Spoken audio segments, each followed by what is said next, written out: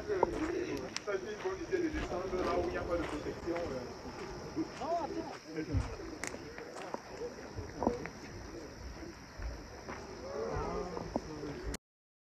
Francis, je pense que tu avais levé la main tout à l'heure. C'était pour rebondir, puis en même temps pour rebondir, puis en même temps parler de nous les hommes, on nous bombarde souvent avec les images impures. Puis ça m'a rappelé quand je travaillais en Suisse, il y avait un collègue de travail qui m'avait envoyé une image impure par email. J'ai réouvert, et ça m'avait fait tilt. Ça m'avait fait vraiment un choc. Je lui ai envoyé en réponse, je sais pas, des versets bibliques, une prédication, je sais pas, des textes. Alors quand lui, de son côté, il a reçu les courriels, le courriel avec les versets, il est venu me voir, il était fâché, il dit « Tu m'envoies plus jamais ça !» qu'il m'a dit. Puis moi, alors je lui ai dit « Ah, ben toi, ne m'envoie plus jamais ça non plus. » Parce que moi, bon, c'est ma bataille, c'est ma bataille. Donc à cette époque-là, je me souviens bien, j'étais comme vraiment sur l'éveil. Puis c'est que je demande la grâce du Seigneur parce que ce monde est devenu trop impudique dans le sens que si je vais au magasin, il faut que je regarde, mais il ne faut pas que je regarde. Il y a des endroits où je ne dois pas regarder. J'ai tendance à regarder, convoiter. Et voilà, c'est une bataille où je demande la grâce du Seigneur que je déshonore pas mon épouse, que je reste bien, surtout dans les pensées et dans les yeux, quoi. C'est là où je demande la force du Seigneur pour ça. Et dans les pardons pour ça. Pour toutes les fois où j'ai mal regardé, que je n'ai pas contrôlé mes yeux. Et que le Seigneur me donne la grâce que je haïs ce que Dieu haït, quoi. Pas que je commence à contempler ce que le monde propose, quoi. Parce que c'est pas simple. Okay, amen. Donc, voilà. Okay, je vais vous demander la prière pour ça. Amen. Donc, en fait, c'est un très bon point, comme tu parlais, encore une fois de plus, le péché de par comment dire, c'est un péché subtil. Tu sais, des fois, dans ce monde-ci, Satan a tout fait pour diluer le péché. Et beaucoup s'attardent sur l'acte. Alors qu'avant l'acte, comme le Seigneur Jésus-Christ, comme il a élevé le standard, il a dit que c'est lui qui regarde. Celui qui convoite seulement, il a déjà péché. Et j'ai très souvent constaté que Satan travaille beaucoup avec ce péché de convoitise. Vu que, en fait, ça ne choque pas forcément la conscience humaine. Ouais, un peu, il y a des péchés, parce qu'il y a deux genres de péchés. Hein. En fait, en général, il y a des péchés qui choquent la conscience humaine.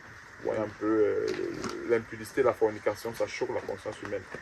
Il y a des péchés en fait qui sont, dont on a la conscience, donc pour avoir la conscience de ce péché, on n'a pas besoin d'être chrétien. C'est pas que vous voyez un peu. Mais il y en a d'autres qu'en fait, il faut vraiment être dans la parole de Dieu pour comprendre que non, ça c'est un péché. Et généralement, Satan travaille beaucoup plus avec des péchés cachés comme ça.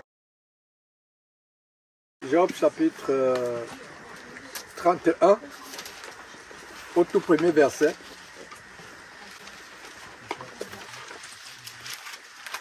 Et nous vivons dans ce monde, et il y a même des fois, c'est des péchés vraiment insoupçonnés. C'est devenu tout à fait normal. Même les publicités qu'on regarde à la télévision, même les choses qu'on regarde, c'est devenu tout à fait normal qu'on se dise non, il n'y a pas de mal à ça.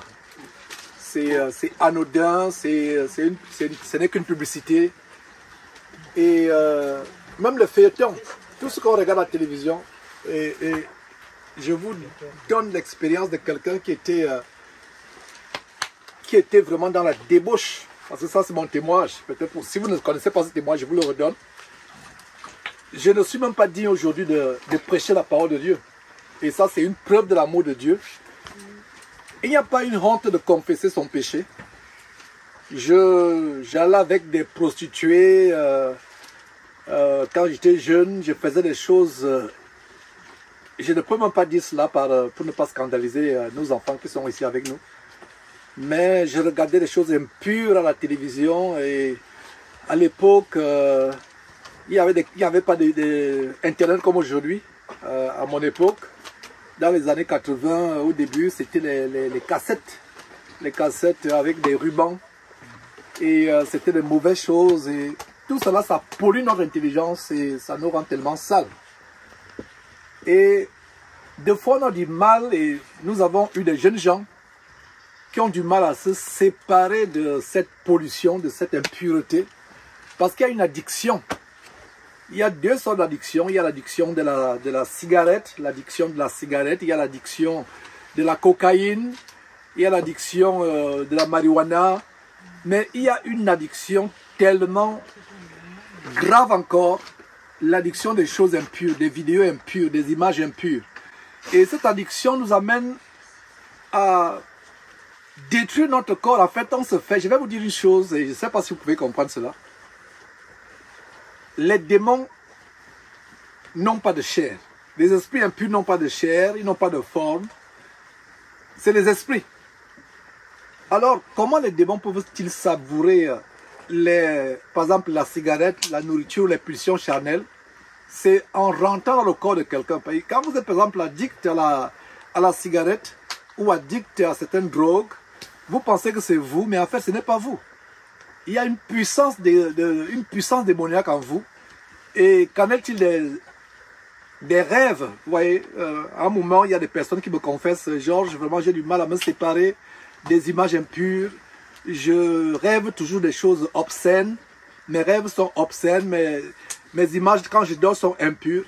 Tout cela, c'est le résultat de comment nos yeux ont été souillés, notre conscience a été souillée.